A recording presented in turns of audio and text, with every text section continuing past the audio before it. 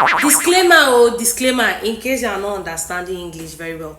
This advice is only for women who are already rich and successful and have the capacity to build their partners. You will never chop.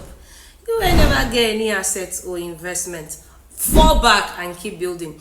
If you desperately need to take care of something, go and buy a dog or a cat. One look and I breathe. Traditionally, men have been presented as protectors and providers right from time. But even now that things have changed, we kind of expect it to still be like that. It used to be like that in the past because women didn't work, okay? Men did all of the working and the providing, while women were mostly marginalized to the kitchen and the household, doing household labor, giving birth to children and raising children. But things have changed. We work now. We earn just as much as men, sometimes even better than men. I assure you, it is okay to step up and take some responsibility. The truth is, not all of us are going to marry rich. I know, it's every woman's dream. Everybody wants to marry a very rich and wealthy man who gives them everything that they want. But it's not going to happen for everybody.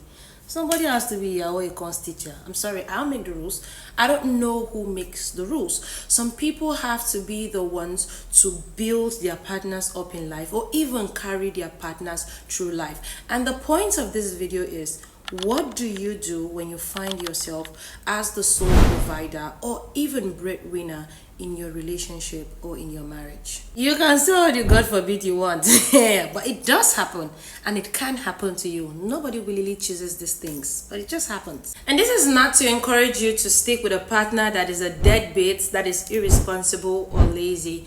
If your partner ever shows you any signs that they are unable to handle any kind of responsibility or they are lazy, get out for your own good.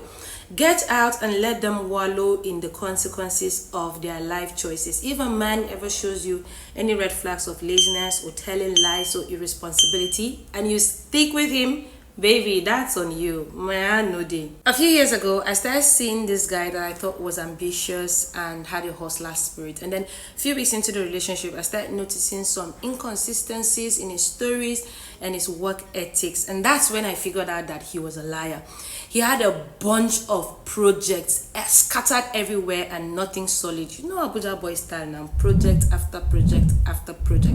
And this guy, he stayed at home most of the time. He was always at home. For somebody who worked on multiple projects all of the time, he stayed at home too much and he can lie.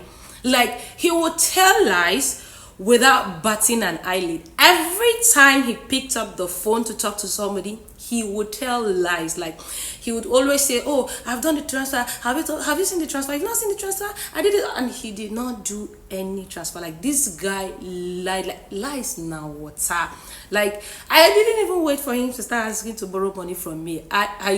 Long story short, he's married now, sure, but that's her problem, not mine. There are cases where you find a nice young man with genuine intentions that loves you without doubt and has a passion and heart for honest work. But somehow, things just haven't clicked for him yet. Or maybe you're already married to this guy and things suddenly go south for him. It's life. Shit happens. If you have the capacity, there is nothing wrong with stepping up and carrying this man through life and helping him build his dream and his career until his dreams take a life of their own. Please, I'd not say you should go and tie your life to a good for nothing lazy man. Only do it with a man who has a proven track record of excellence and work ethic. That's who you should attach your life to and build with. And only do it if you have the capacity to. So I already told you, this is not for women who are still in their building stage. If you are still building your career and you have not recorded a considerable amount of success, then all man for yourself. Never ever put your dreams or your career on hold to go and help a man build his own. Because in fact, I pray that when that is career that you have abandoned your own for picks up, I hope it will leave you behind and keep going forward. Now, for women who are already made and dealing with partners who are still building, here is how you can vet your partner to make sure that he is worthy of your time and investment. 1.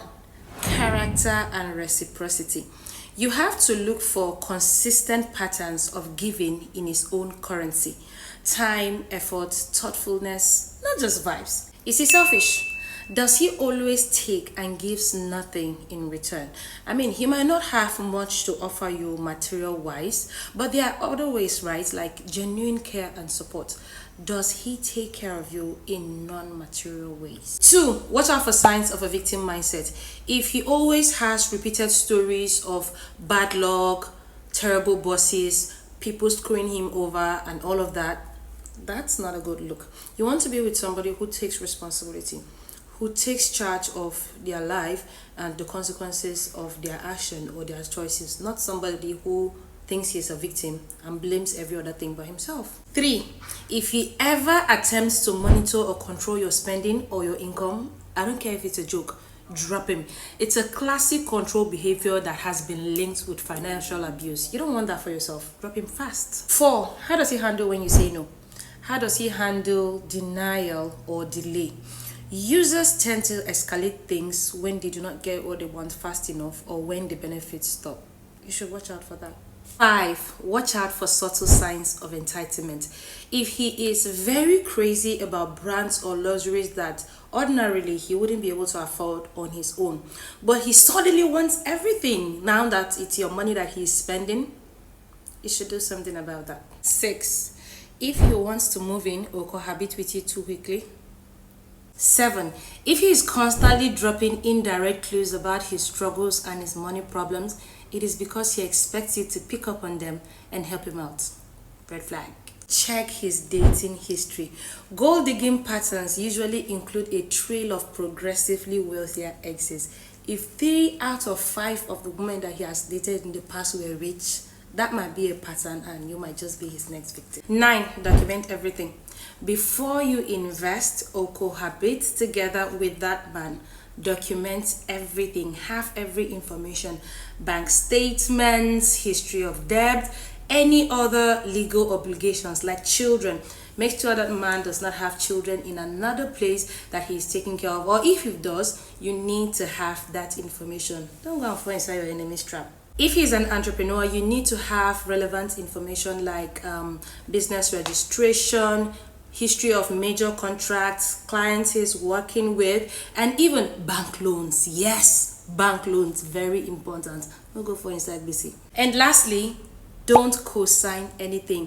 No joint bank accounts, no joint property or businesses together ever. You get why. Now, as you are looking for red flags, you also need to look out for green flags too, that tell you that this man is not just going to take advantage of you and is in it for real. Some of those green flags include: 1, he volunteers a written budget or debt reduction plan by himself without you asking him to, because he wants to protect you. 2, he rejects expensive gifts that create an imbalance in the relationship because he wants to contribute equally to the relationship.